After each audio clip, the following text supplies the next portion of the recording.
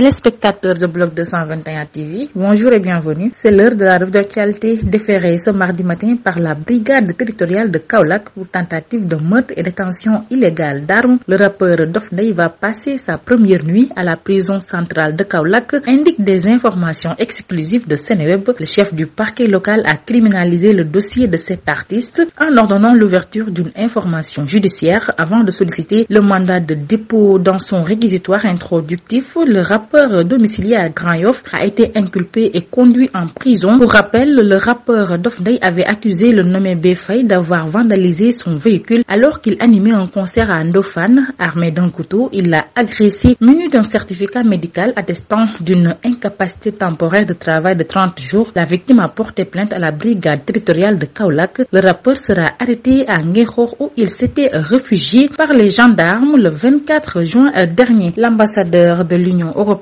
au Sénégal, Jean-Marc Pisani, a annoncé ce mardi avoir rencontré Ousmane Sonko sur le réseau social X. Monsieur Pisani a affirmé que les discussions avec le premier ministre du Sénégal ont tourné autour des priorités du nouveau régime et du partenariat entre le Sénégal et l'Union européenne. Un partenariat renouvelé, équilibré, centré sur l'amélioration des conditions de vie des citoyens, a-t-il écrit. Amadou Ba, candidat malheureux à l'élection présidentielle du 24 mars dernier, décidé à incarner une opposition démocratique et républicaine, a lancé l'initiative Nouvelle Responsabilité. Selon l'Observateur, l'ancien premier ministre a bien mûri son plan, surtout que le processus a été enclenché par ses partisans qui ont assisté au sabotage de sa candidature par Macky Sall. Accusé d'avoir coaché le PASTEF et son candidat, le journal annonce que plusieurs personnalités, dont des ténors de l'Alliance pour la République, des membres de la société civile, des universitaires, des avocats, de hautes cadres, entre autres, ont déjà décidé de soutenir l'initiative. Selon un de ses proches, l'ancien numéro 2 du régime sortant a privilégié cette démarche pour n'écarter personne et sa volonté est de fédérer le maximum de personnes, que ce soit des gens venus de l'APR et même des partis de l'opposition. Actualité hors de nos frontières au Kenya, ce mardi est une journée de mobilisation contre le projet de loi de finances 2024 qui entrait en troisième lecture le même jour au Sénat. Des dizaines de milliers de Kenyans sont descendus dans les rues des grandes villes du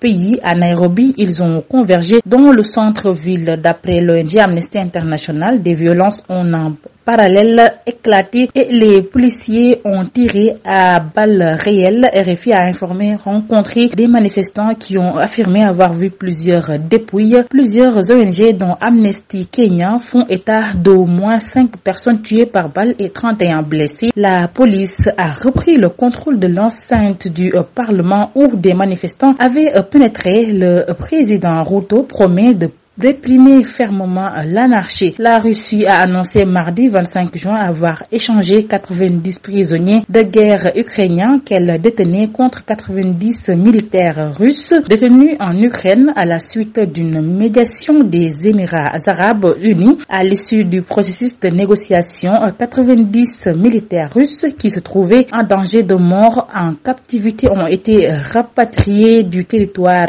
contrôlé par le régime de Kiev, a indiqué le ministère russe de la Défense sur Telegram. En contrepartie, 90 prisonniers de guerre des forces armées ukrainiennes ont été remis, a-t-il ajouté, précisant que l'échange serait fait sous la médiation humanitaire des Émirats arabes unis. La Cour pénale internationale a émis 2 mandats d'arrêt mardi 25 juin contre l'ex-ministre russe de la Défense Sergei Shoigu et l'ancien chef d'état-major Valery Gerasimov. Les 2 hommes sont poursuivis pour des crimes contre l'humanité et des crimes de guerre. La Russie a jugé le mandat contre Sergei Shoigu insignifiant, une décision importante pour Andriy Yermak, chef du cabinet de la présidence ukrainienne.